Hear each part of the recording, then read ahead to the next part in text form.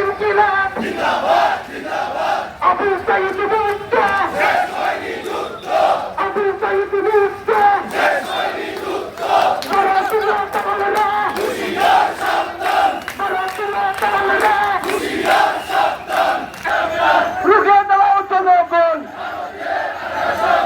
সংগ্রামী বিশ্ববাসী জুলাই গণ অভ্যুত্থান বলতে গেলে আমাদের মনে পড়ে আগস্টের 4 তারিখে পুলিশের ভ্যান গাড়িতে একটা মেয়েকে গ্রেফতার করেছিল ফ্যাসিস্টের পুলিশ বাহিনী। সে জানালায় হাত দিয়ে বলেছিল, আঙ্কেল আমার মা বাবা নেই, আমার বাড়িতে একমাত্র বোনকে তালাবদ্ধ করে রেখে এসেছি। এই কণ্ঠ ফ্যাসিস্টের কানে যায়নি। জুলাই গণ অভ্যুত্থান হয়েছে, জুলাই গণ অভ্যুত্থান হয়েছে, আধিপত্যবাদের বিরুদ্ধে একটি বিদ্রোহ হয়েছে। এইটা বর্তমান সরকারের কানে পৌঁছায়নি। জুলাই গণ অভ্যুত্থান হয়েছে, ফ্যাসিবাদের বিরুদ্ধে একটি বিদ্রোহ হয়েছে। সেই জুলাইকে যারা গুম ফেরাতে চায় তারা বুকার রাজ্যে বাস করছে। এই জুলাই বিপ্লবের সৈনিকরা এখনো বেঁচে আছে।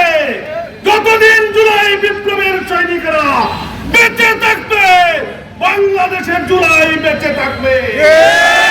সংগ্রামী বন্ধুগণ, আজকে বৈষম্যের বিরুদ্ধে জুলাই বিপ্লব হয়েছিল। দুর্ভাগ্যজনক হলেও সত্য, এখনো বৈষম্য চলছে, ঠিক না? এখনো দলীয়করণ চলছে, এখনো ক্যাম্পাসে অস্ত্রের দণ্ডনানি চলছে, এখনো হেলমেট বাহিনী দেখতে হয়, এখনো রামদা বাহিনী দেখতে হয়। এদের বিরুদ্ধে বিদ্রোহ হয়েছিল জুলাই আগস্ট বিপ্লবের মাধ্যমে। তাদেরকে স্মরণ করে দিয়ে বলতে চাই, বাংলাদেশে যারা বাড়াবাড়ি করেছে, যারা অস্ত্র হাতে নিয়েছে, জনগণের অধিকার হরণ করেছে, তাদের অবস্থা কিন্তু ভালো হয়নি। পিছনের দূরতা দিয়ে পালিয়ে যেতে হয়েছে, রান্না করে খাবার খেতে পারেনি। ভুলে যাবেন না সম্মানিত বিশ্ববাসী, আজকে আমরা জুলাই অভ্যুত্থান দিবসে আপনারা এই গণমিছিল এবং সমাবেশ সফল করার জন্য আপনাদের সকলকে মোবারকবাদ জানাচ্ছি, অভিনন্দন জানাচ্ছি। জুলাই চেতনার ভিত্তিতে একটি আধুনিক বাংলাদেশ প্রতিষ্ঠা না হওয়া পর্যন্ত, একটি মানবিক বাংলাদেশ প্রতিষ্ঠা না হওয়া পর্যন্ত আমাদের আন্দোলন সংগ্রাম অব্যাহত থাকবে। বাংলাদেশ জিন্দাবাদ, ইনকিলাব জিন্দাবাদ, ইনকিলাব জিন্দাবাদ। এমন হওয়ার কথা ছিল না।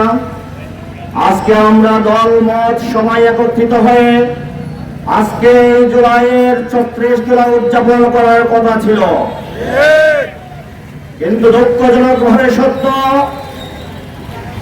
এই 5ই আগস্ট যাতে এই ধরনের পরিবেশ তৈরি না হয়, শেখ হাসিনার ভারতের ইন্ধনে এই দেশের মধ্যে যারা যুগে যুগে দালালি করেছে ভারতের, সেই দলরা একত্রিত হয়ে আমরা লক্ষ্য করলাম গতকালকেই একসাথে অসংখ্য এদেশের বিশ্ববিদ্যালয়, মেডিকেল কলেজ এবং ঢাকা আলিয়া মাদ্রাসায় সন্ত্রাসের নৈরাজ্য সৃষ্টি করেছেন।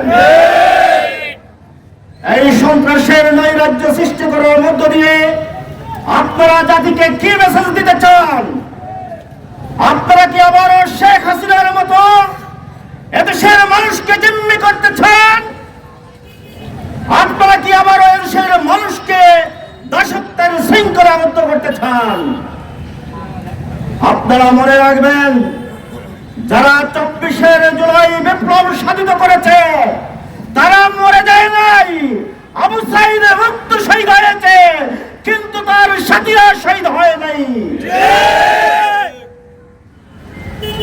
হাজার হাজার শহীদের সাথীরা আজও বুকে শপথ নিয়ে বেঁচে আছে, আজও এখনো স্লোগান দিচ্ছে আবু সাইদ মুক্ত, শেষ হয়নি যুদ্ধ।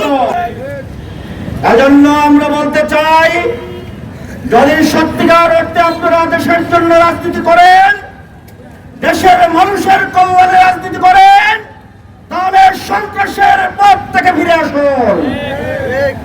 আপনাদের ছাত্র সংগঠনকে বলুন, সন্ত্রাসের পরিবর্তে বই খাতা নিয়ে বিশ্ববিদ্যালয়ে যান, অস্ত্রের পরিবর্তে কলম খাতা নিয়ে বিশ্ববিদ্যালয়ে যান। প্রতিযোগিতা হবে মেধার, প্রতিযোগিতা হবে ভালো ফলাফলে, প্রতিযোগিতা হবে ভালো রেজাল্টের। আমরা চেষ্টা করব ভালো করার, আপনারা চেষ্টা করেন ভালোর, তাহলে এই ভালোর মাধ্যমেই জাতি একটা ভালো কিছু পাবে।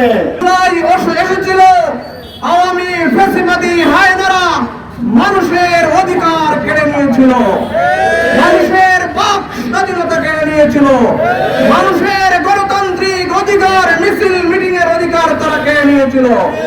লাগামহীন দুর্নীতি, লাগামহীন স্বেচ্ছাচারিতা, লাগামহীন বৈষম্যের বিরুদ্ধে এদেশের মানুষ ক্ষেপে উঠেছিল।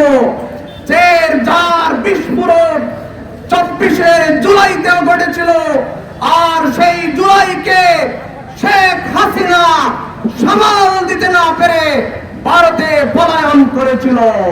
সংবিধান বিশেষজ্ঞ সালাউদ্দিন সাহেব উনি তো কোথায় কোথায় খালি সংবিধানের দোহাই দেন, কিন্তু সংবিধান ওনারাই মানেন না। কিসের ভিত্তিতে ওনারা জেলা পরিষদের চেয়ারম্যান এবং সিটি কর্পোরেশনের মেয়র দলীয় লোক কিভাবে নিয়োগ দিয়েছেন? শুধু এখানেই শেষ নয়, প্রত্যেকটা জায়গায় তারা আজকে দলীয় লোক নিয়োগ দিয়ে আবারও একটা নৈরাজ্যকর পরিস্থিতি, লুটপাটের স্বর্গ রাজ্য বাড়ানোর আপায় তারা করছে। আজকে জাতির সাথে প্রতারণা করছেন, প্রতারকদেরকে দেশের মানুষ অবশ্যই ঘৃণা করে প্রত্যাখ্যান করবে ইনশাআল্লাহ। বাংলাদেশে অভ্যুত্থান হয়েছিল মানুষের অধিকার, ন্যায় বিচার প্রতিষ্ঠার লক্ষ্যে।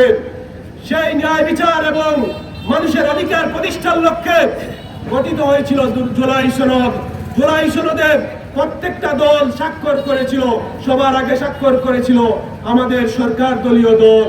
তারা বলেছিল আমরা ক্ষমতায় গিয়ে এই জুলাই সনদ অক্ষরে অক্ষরে বাস্তবায়ন করব। তারা ইভেন জনসম্মুখে জনাব মাননীয় প্রধানমন্ত্রী বলেছিলেন আপনারা গণভোটে সিল দিবেন, গণভোটে হ্যাঁ ভোটে সিল দিবেন।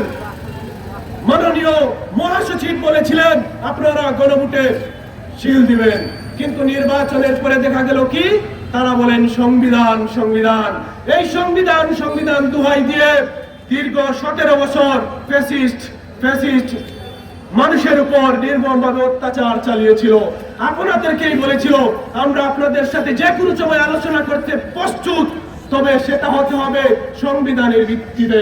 কিন্তু আপনারা সেই আওয়ামী লীগেরই রূপ ধারণ করতেছেন। এখন থেকে 2 বছর আগে 26-এর এই দিনে আমরা দ্বিতীয় স্বাধীনতা লাভ করেছিলাম, ঠিক কিনা ভাইরা? আমরা এর পরে একটা ইন্টারিয়ার গভর্নমেন্ট ছিল, পরবর্তী পর্যায়ে একটা নির্বাচিত সরকার এসেছে। আমরা সব কিছুতে সহযোগিতা করেছি।